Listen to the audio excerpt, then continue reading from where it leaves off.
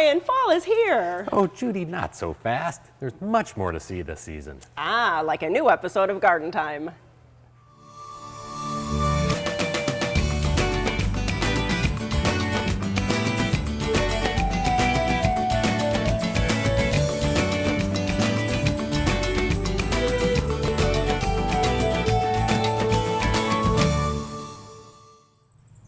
Welcome to Garden Time, and it is fall, but there's still so many days to enjoy before winter comes.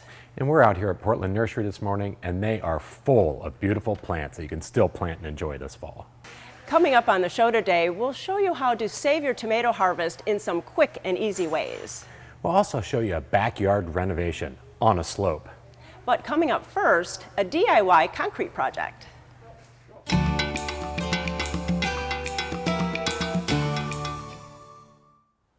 Well, today we have a fun project we're going to share with you. It's making a concrete leaf casting.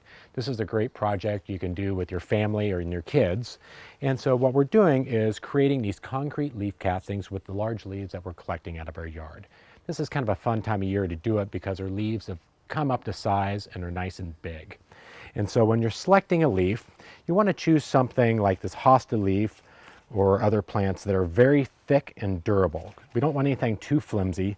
And we're also looking for the ridges and the veins that are in these leaves. This is kind of what's going to give it the texture when we're casting our leaves. So the first thing we want to do is pick out kind of a nice sturdy box. You can use a cardboard box. We're happen to use a plastic nursery tray. So this will give us some real sturdy flexibility. And so we'll line this with a little plastic tray because it's going to get kind of wet and messy. And then the next thing we're going to do is we're going to kind of make a mold inside of our tray. And this is going to be the shape that we want our leaf to be in. So the deeper and more mounded we are, the deeper that casting is going to be, or we can lay it flat depending on if you want to just hang it on the wall. So we went through, we planted just a little terracotta saucer under here to help kind of build that up a little bit. And then we're just going to pile the dirt over the top just to kind of come up with the shape, overall shape that we want to use. So after we get our soil shaped in there, we're going to take a second piece of plastic. We're going to lay this over the top, and then we're going to take the leaf that we choose. So today I'm going to use this begonia leaf that has this really nice veining. And we want to make sure that when we're cutting our leaves that we leave an inch or two on the stem. This will make for a little handle that we'll use later when we're kind of taking these apart. So after our leaf is on here, we're going to kind of just see if that's the kind of the shape that we like. And then once we do this, now we're going to start packing our cement. And so Judy's got the cement. She's going to show you the next steps. I get to do the messy part. That's right. So what we use is this vinyl concrete patcher. And so this is a really good kind of cement to use. It's really durable, and then your leaf can stay outside in all kinds of weather. It's really nice and durable. And so we kind of mix it little by little. So we don't want to put too much. So mixing it in here, I added a couple of these little cupfuls. And then you add water very slowly, because if you add too much water at once, you make a big soup, and you don't want soup. You want to make a concrete snowball, or it's kind of like cookie dough for all you bakers out there, but you want a nice thick consistency. And so then you kind of grab it in your hands, and then you go over to this leaf. So I'm using this alocasia leaf, and I have to tell you, I did have a little rip in it, and I wanted to use this one. So all I did was on the other side, put a piece of duct tape. So now I can use this leaf, and the cement won't go through the hole. So now I'm ready to pack it in. You want to start in the center, and you really kind of flatten it down because you don't want any air bubbles. And so just kind of start in that center and go out to the edge, and just kind of keep moving. And when you get to the edge, you do want to have like a little bit of a ridge at the edge and kind of mimic the shape of the leaf. But you want to have a nice shape there so that it just doesn't crumble at the edge. And just keep repeating that the whole length and width of the leaf. And we're going to be back in just a few minutes, and it'll be all completed. All right, so almost done, and I think that maybe the cement is getting just a little dry, so just get a little sprinkle of water and put it over the top, and then just finish up that padding. And if you do see a crack, it'll smooth right over. I think this is big enough. It's going to be a little bird bath. And then I think mine's small enough that I'm going to hang mine on the wall. So if we want to hang it, now is the time that we want to put a hanger on the back. And so what we've done is we've taken a chunk of a metal coat hanger and we've bent and curled this around, and then we curved it up a little bit on the ends. So that gives us a little bit of room to hang it on a nail. And then what we also did is we curved in the ends. So what this does is prevents it from pulling out of the concrete when it's done. So it'll help kind of lock it in. So once we have our little hanger made, we're going to just kind of sink it into the concrete a little bit there. And then we're going to take a little bit more of our mix. And we're just going to kind of finish, cementing that in a little bit like this. So we'll pat it down. We want to make sure we leave this hanging out a little bit because that's where our nail is going to go. And then we can just kind of tap this in and pat it. And then those curves on the other end will prevent that from pulling out once we get this dry. So the next step is just to cover your project with a piece of plastic and put it in a place where it's out of the direct sun and it's nice and dry and warm, but not too warm. And then wait about 1 to 2 days, and then the unveiling happens. So you just take it out of the plastic and then you just peel off the leaf, and it should come out really easy. And you have your project and it's all done. And then once it's done and peeled off, you'll be left with your casting like this. And what you might want to do is take a small pair of like little needle nose pliers and go around the edges. You might have some real sharp edges, and these needle nose are nice because you just kind of break off any of those little rough edges. And then you could also take a little block with some sandpaper and just kind of sand those down a little bit just to make them smooth out a little bit. This is a great project to do with your family, and it's a gift. It's a gift for your garden and a gift for your friends.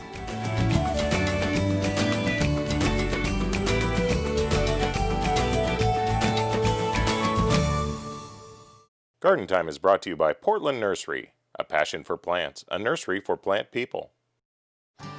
Is your garden in need of refreshment? Hi, I'm Sarah, and there are plenty of things in bloom at Portland Nursery. Come check out our beautiful fall color to perk up your garden. At Portland Nursery, we consider fall the second season, and the gardening opportunities are endless. Establish next year's trees, replace lettuce and greens, or get a jump on onions and garlic. Portland Nursery, a passion for plants, a nursery for plant people, on 50th and Stark and 90th and Division, or at portlandnursery.com. Every year, trees fall or break, causing property damage, power outages, and injury. Now is the time for Bartlett Tree Experts and Collier Arbor Care to get your trees ready for the extreme conditions ahead. Our free consultation will help to spot the signs of potentially hazardous trees. We can help address problems before they occur.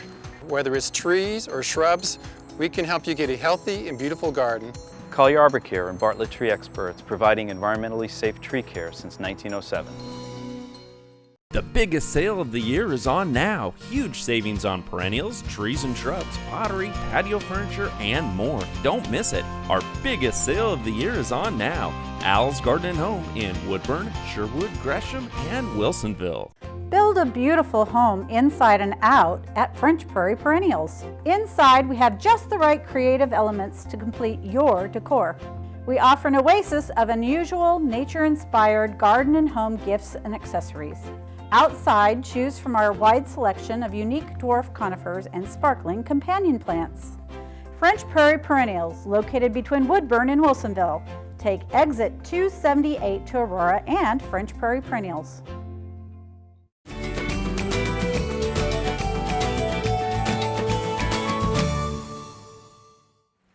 Well, now that the sun has returned and we've cleared out all the smoke damage and gotten back out into our yards, we're starting to notice some things were damaged by the lack of sunshine, the darker weather, and the smoke.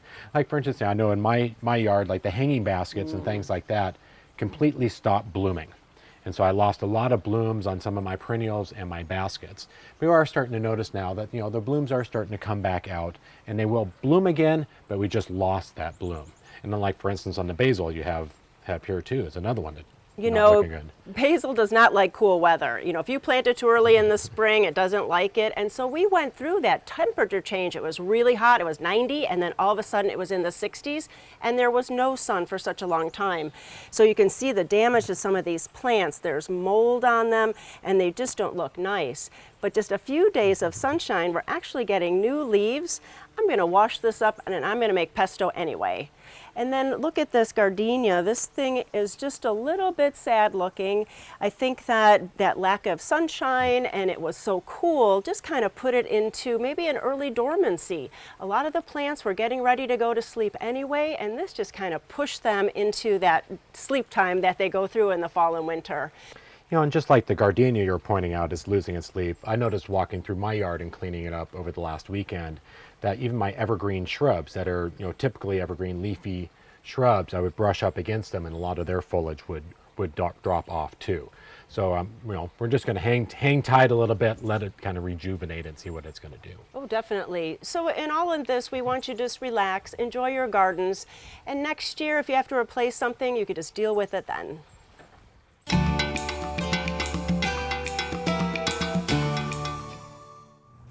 Well, it's early fall and it's apple season, and what better place to be for apples than Portland Nursery?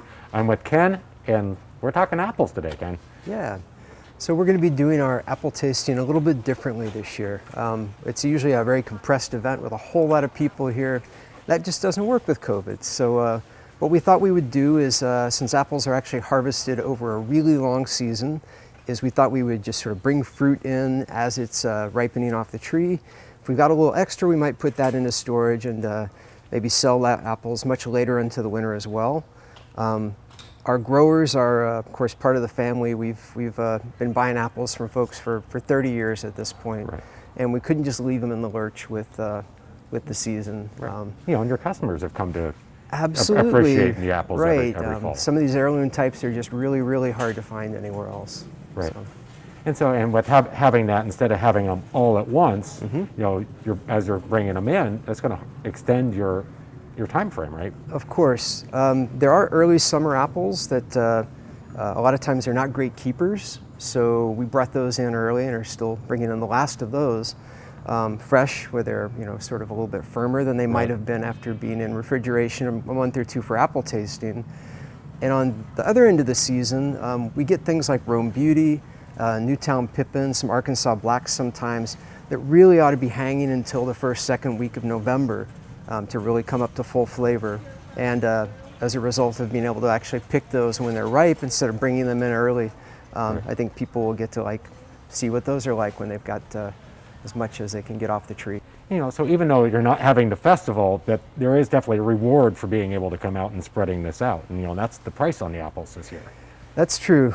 We know that this is hard times for a whole lot of people, and we decided that, you know, we want to just take the price back about 10 years, and we'll be doing all the fruit apples and the pears that we do bring in at 99 cents a pound this year. So Ken, it's been great being out here. You know, I can't wait to go sample some of these apples myself. And we'll keep checking back from you, and, you know, we'll go to your website, and we'll go to gardentime.tv for more information. So Ken, appreciate you being out here today. Nice talking to you.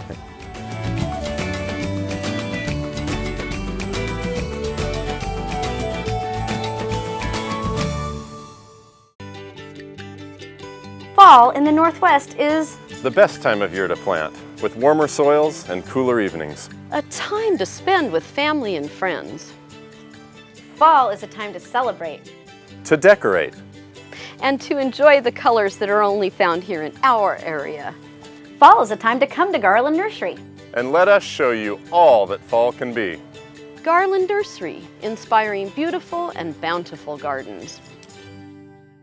Since 1929, Grimm's Fuel has powered great gardens around our area. With our comprehensive composting and yard debris services, we can apply quality garden mulch, compost, and blended soils with our experienced crews and trucks, including our landscape rock and bark products as well. We're proud of our industry-leading state-of-the-art composting facilities. We also can take care of your fuel oil and firewood needs. Grimm's Fuel, building great gardens since 1929. At Blooming Junction, fall isn't about winding down, it's about getting ready. In the garden, start the next season off right now. Fall plantings produce healthier, more robust, and drought-tolerant plants than those planted in spring or summer. In the kitchen, get ready for the holidays with fresh, organically grown produce from our fields. So, whether it's for the garden or for the kitchen this season, Blooming Junction is your place for quality, uncommon plants and produce for your home and garden.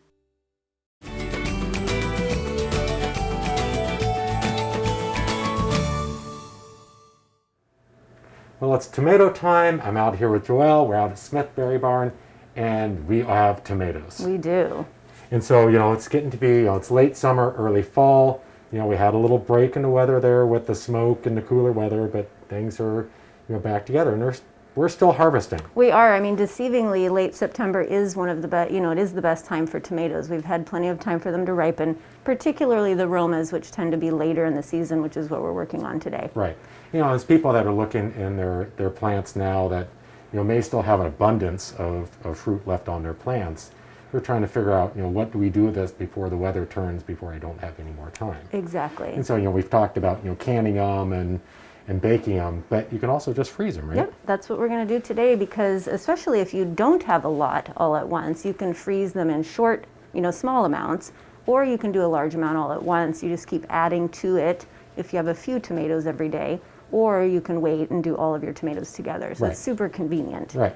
And so today we've gone through and we're doing more of kind of a blanch method, right? Exactly. So what we've done is we have blanched, you actually cut the nice little slit in the bottom of the tomato, and we then dunked them in some boiling water for about 30 seconds until it releases the skin, and then in a little bit of ice bath for a minute or so, and then the skin just peels off really easily.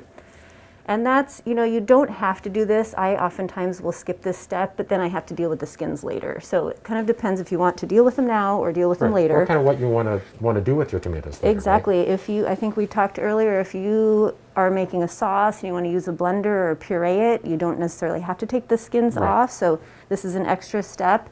It's really nice to take the time to do it, but you don't have to do it. Yeah, because you could save them for later and do it after you've made a soup and pick some of the skins out.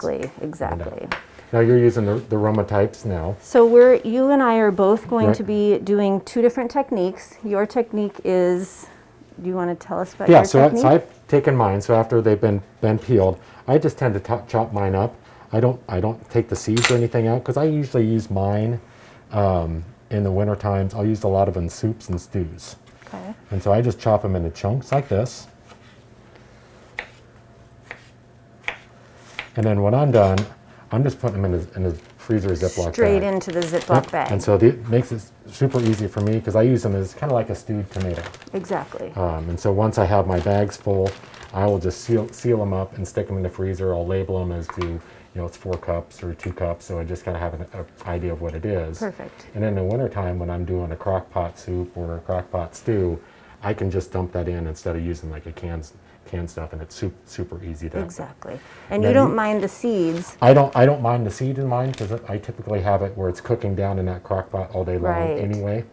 But it's just an easy way to have it frozen. Okay. I don't mind the seeds either. Like I already said, I technically don't mind the skins. So, but I am showing today how to de-seed them. You just want to do a little bit of it. I use my thumbs, but you can also use a spoon if you're averse to using your fingers for it. I'm taking a little bit of the core out.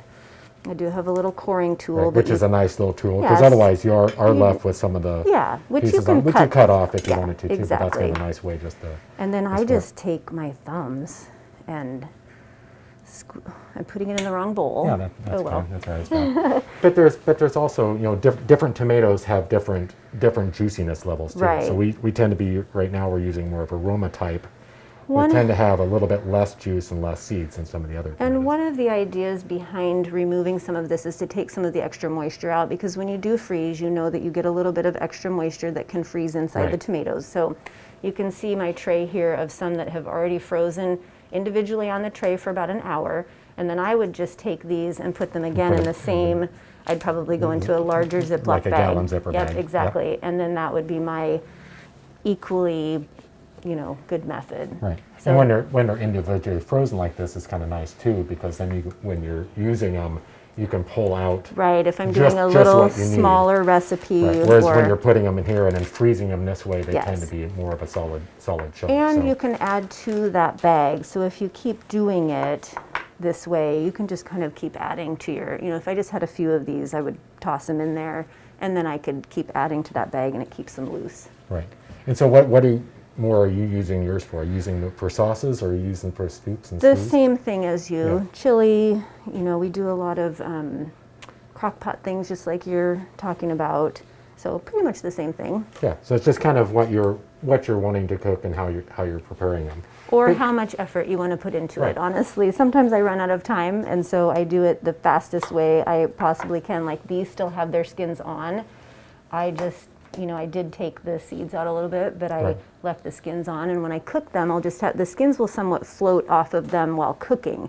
And then if I'm bothered by it, I'll just pick them out. Scoop them off. Or if I'm pureeing, I'll just puree it right in. Now you guys have, a large selection of tomatoes growing right now. So you're open for you-pick? Yep, we're open for you-pick and ready-picked. We also will take orders, so if you're interested in a larger volume for canning, like a 40 to 50 pound amount, we can also do that for you and pick them for you. Yeah, but you do want to make sure you have a reservation. Exactly, we're reservation only right now because of the health situation that we're in. That's not normally the case, but right now, yes. Right, so they can come out here or get onto your website, get your reservation made, or you can come out to the store and get the pre-picked or pick your own. Exactly. And mix and match and try different types of tomatoes and different styles to see what you like. But it's a great time of year to get your produce, kind of getting ready for the end of the year. So make sure you come out and visit your website, and it's always a pleasure to be out here and get all sorts of new tips and tricks. So, thank you. So I appreciate it. Thanks Thank for having you. us out.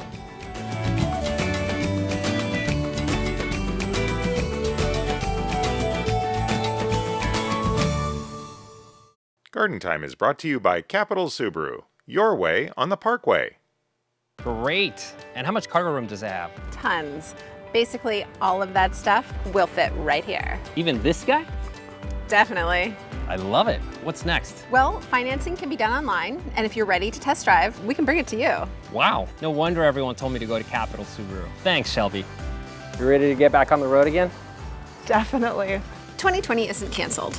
It just looks different. Shop online, by phone, or in person. Your way at Capital Subaru. At Sagawa Nursery, we always talk about taking your garden from ordinary to extraordinary.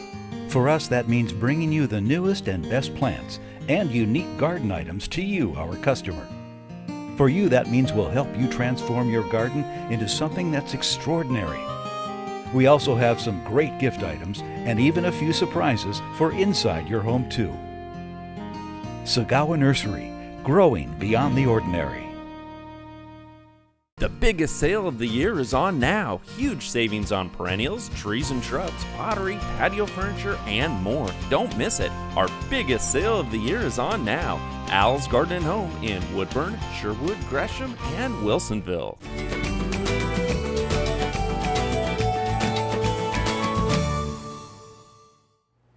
I'm at the home of Vicki.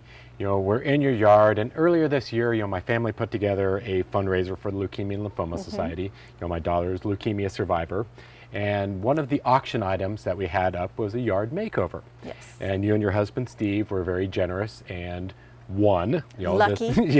Luckily won this yard makeover. So we came out, we met with you, and tell us a little bit about kind of what your yard was before and kind of what you were looking for. Well, first of all, when I saw that item on the auction, I'm just like, I need that. This used to be grass and my husband killed it. Great, because we didn't need any more lawn. And this is just a pile of dirt, and this was just bark dust. Yeah, so it was nothing, yeah. Right, and so I'd gone through and it had a lot of plants donated from my company Little Prince, where I work, and then also a lot of local nurseries were very generous and donated to the cause. So when I came in, you had a blank slate. Yes. This was, like you said, it was old grass with visqueen plastic over the top, and this other bed was bark dust. A blank slate. Yeah. So was there, you came in with lots of plant material. Was there anything in particular you were looking to gain out of it? Or? Just to draw my eye away from maybe something that wasn't as pretty, and especially, it was dirt, so that's not pretty. And I like to look at something that draws my eye and is interesting, floats around the yard, and I love that we got some trees because I think we need more shade back here eventually. And yeah, because where your yard is positioned, you have very cooked sun. We're on a slope here, and it's south facing, and just kind of get beat down all day long. And you also have the backdrop where you kind of want to eventually get some height and some trees. And then we had totally different on the other side of this pathway here where it was total shade. Where yeah. it gets Well, virtually it does get almost- sun here in the morning, but yes, then later on it's shady. Right. So we had a little challenges Yes. as to kind of what to put in. Yeah. Is there, looking at it now as to, kind of, working with you on what to put in and your likes, anything that you would change, or is it met your expectations? Oh, it's met my expectations. I've moved a few things just because I like to work in the yard. Right. So I'm like, I like this better here. But you did a great job. Yeah, but Yeah. that's the Yeah. beauty with plants. When you Yeah. go have this blank slate as to, how do you lay it out? As Yeah. things grow, the beauty of a plant is Yeah. you can dig it up and move it and Right. change it and alter it And as I'm good at that. as it goes. Because you do, you're definitely like to be in your yard. I Yes. mean, the rest of your yard is manicured and has been redone. Yes. So it's it was fun working with you because you do have an eye for the plants and have, Well, thank you. have a definite like as to what you're looking for. So going forward in your yard, is there more that you're looking to do, or is Oh yeah, this is just a start. We don't still know what to do with our grass. We don't know if we're even going to keep it. So there's going to be more plantings. I'm kind of looking at a lot of natives and trying to figure out what would look best in my yard. now that it's been several months now since we've done this installation, are there some plants that really stand out as some of your favorites that you really like? Yeah, well, I do love the salvia. You have Yes. to correct me if I'm wrong, because hummingbirds will come and sit there, and I can be standing right here, and they just will hang out. Right. It's really cool. And it's a long bloom season too. I mean, And it's been that's blooming- awesome. Right. And I just love Hebes too. Hebes are one of my favorites. Yeah. So and we you put gave me a lot of those. And we put several different varieties in here just to Mhm. kind of get you some of the evergreen and some of the bloom. Yeah. And I know one favorite that you really wanted was the dogwood tree in the middle. And I'm so. trying to keep him alive, all the heat, and No, he's he, got he looks great, and Yeah, come okay. spring he's going to be Okay, blooming, looking good. wonderful. So I'm glad. So Vicki, it was a pleasure to be able to come in and do your yard. Your family really appreciates your support of such a wonderful cause for our family and all the other families that are battling through this. So we appreciate your support. Oh, and my it's pleasure. been a pleasure to come back out and see your Oh, yard. thank you. So thank you. It's great.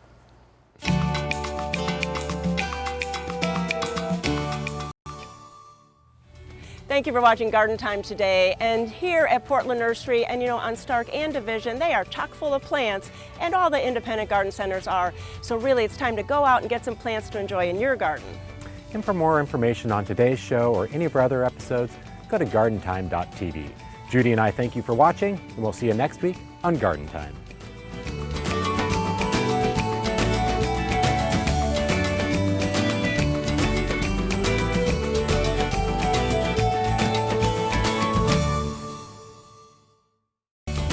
They're here! Grab yourself a Garden Time face mask and breathe easy. These masks are one size fit all with elastic straps that hold them securely in place. The nose piece can be shaped to your nose so there's less chance of foggy glasses.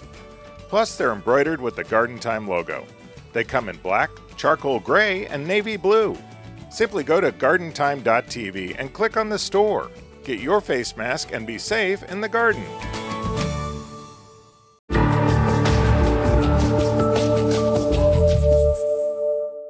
The proceeding was a paid program of the Guston Creative Group and its sponsors.